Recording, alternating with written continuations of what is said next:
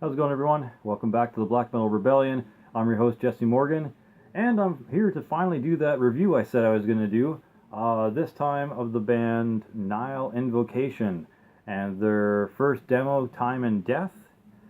The members of the band go by the names Deathwalker and Ancanth and Kath.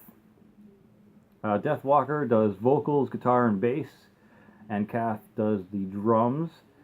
They're a raw black metal band from the United States. Now, I don't need to tell you that I've done multiple listens of this beauty. First off, the vocals, they're haunting. They are raunchy, scraping, and gravelly. Perhaps similar to Sargeist, and they're definitely very cold and unforgiving.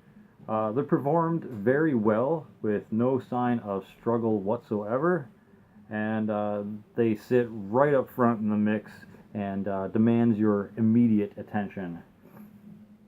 The vocals are, they definitely get right inside your eardrums and just rattle them around, but in a good way, They are very just up in the forefront.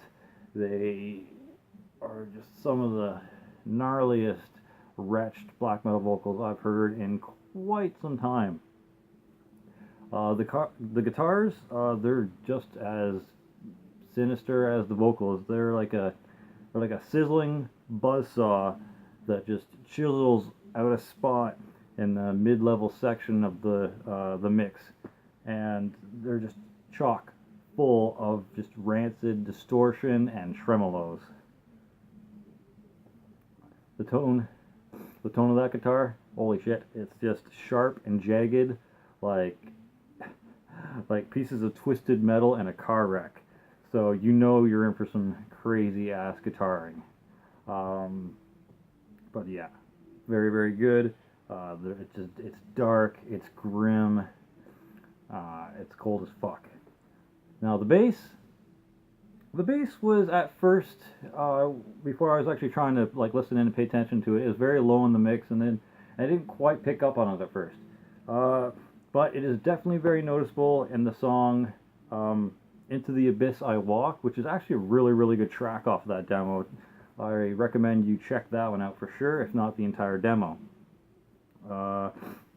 It gives this kind of mild, lower hum in the background, which adds a nice fuller sound to the whole thing, and it gives it a nice kind of oomph behind the guitar riffs and the overall atmosphere of the entire album, or demo rather. It would probably be more beneficial though if you had if this demo played on a good system, or at least through a decent pair of headphones. Because if you're gonna play it through your phone speakers and try to hear that, you're not gonna get it, full effect. And if you're playing it on these teeny ass little earbuds, you're probably not gonna get the same effect. You definitely need some quality listening equipment to really enjoy what it is, even though it is like raw black metal. I'm glad the bass wasn't completely washed out, due to the very raw nature of this brand of black metal, as it usually is. I'm definitely glad there was points where it was just, for even just like a bare second, was just by itself. You could hear what the bass tone and everything sounded like, so you could pick it up in the rest of the demo. It was nice that they added that. So Deathwalker, if you're watching, good on you for kind of adding that to it. Now for the drums, they're sitting at roughly the same level as the guitar in the mix. The drums were definitely making their presence known. Very snare and hi-hat laden, just kind of throughout the whole thing. Kind of reminded me of Darkthrone a bit, the way that Fenris does some of his drumming, actually. The beats hammer away at a mid to high-paced level most of the way through the demo. Maybe include some Euroblast. I'm not sure if that's the right terminology for the way he does what he's doing, but something's telling me I'm correct there.